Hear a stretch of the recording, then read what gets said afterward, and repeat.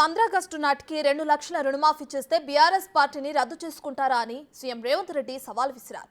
రుణమాఫీ చేయకపోతే సీఎం పదవికి రాజీనామా చేస్తారా అని పదే పదే అంటున్న మాజీ మంత్రి హరీష్ రావు మాటలకు సీఎం స్ట్రాంగ్ కౌంటర్ ఇచ్చారు. తాను మాటిస్తే ఎలా ఉంటుందో కేసీఆర్ ను అడిగి తెలుసుకోవాలని హరీష్ రావుకు సూచించారు. రైతుల రుణాలు మేము తీరుస్తాం, మీరు పార్టీని రద్దు చేసుకోవడానికి సిద్ధంగా ఉన్నారా అని సవాల్ విసిరారు. ఇక మాటిచ్చామంటే తప్పేది లేదని తేల్చి చెప్పారు. ఆనాడు కేసీఆర్ ప్రభుత్వంలో జొన్నలు వేయొద్దన్నాడు, కందులేస్తే కొనటోళ్ళు లేడన్నాడు, మిర్చి వేస్తే తెగులు వచ్చి చచ్చిపోయింది, పత్తి వేస్తే దిక్కు లేకుండా పోయింది, మొక్కజొన్నలు సోయాబీన్ ఏం పండించినా లేక చివరికి రైతులందరినీ ఓరేసుకోమని చెప్పిండు కేసీఆర్. చివరి గింజ వరకు కొంటా అని మాట ఇచ్చాడు.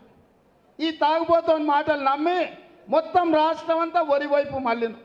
రాష్ట్రం అంతా వరి దిక్కు మళ్ళీ నాకు ఒక్క మాట సావు కబురు చల్లగా చెప్తున్నాడు, మీరు ఒరేసుకుంటే ఊరేసుకున్నట్టే కొనటోడు ఉండడని.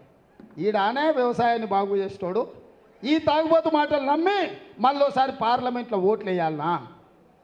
ఆ ఎలా ఎఫ్సిఐ ద్వారా కొనాల్సిన కేంద్ర ప్రభుత్వం ప్యాడీ కొనకపోతే దీక్షలు చేసి రైతు దీక్ష చేసి నేను కోమటిరెడ్డి కేంద్ర ప్రభుత్వాన్ని నిలదీసి కొనిపించిన పరిస్థితులు తేలేదా? అందుకే ఈరోజు తెలంగాణ రైతులు పండించే ఒడ్లు కొనుగోలు చేయడమే కాదు, 500 రూపాయల బోనస్ ఇచ్చి మీ ఒడ్లు కొనే బాధ్యత మాది. ఎవరు ఒడ్లు పండించుకుంటారో మీరు పండించుకోండి అని చెప్పి నేను రైతులందరికీ విజ్ఞప్తి చేస్తున్నా. హరీష్ రావు అంటున్నాడు నిన్న, చేయకపోతే రాజీనామా చేస్తావా అని. నేను హరీష్ రావుకు సూటిగా కేసీఆర్కి సవాలు విసురుతున్నా. 15 ఆగస్టు లోపల రుణమాఫీ నేను చేస్తా, నేను రుణమాఫీ చేస్తే నీ పార్టీని నువ్వు రద్దు చేసుకుంటావా? సవాళ్ళు స్వీకరించు. 15 ఆగస్టు లోపల 2 లక్షల రుణమాఫీ చేసి చూపిస్తా.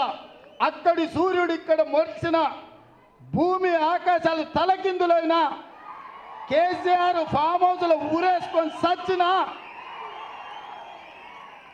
15 ఆగస్టు లోపల రైతులకు 2 లక్షల రుణమాఫీ చేస్తా. చేసిన మరుక్షణమే నీ పార్టీని నువ్వు రద్దు చేసుకుంటావా? నా సవాల్ను స్వీకరించు హరీష్ రావు. పోయి నీ మామని అడుగు, నేను మాట ఇస్తే ఎట్లుంటానో తెలుస్తుంది. నీ మామకు తెలుసు నీకంటే ఎక్కువ.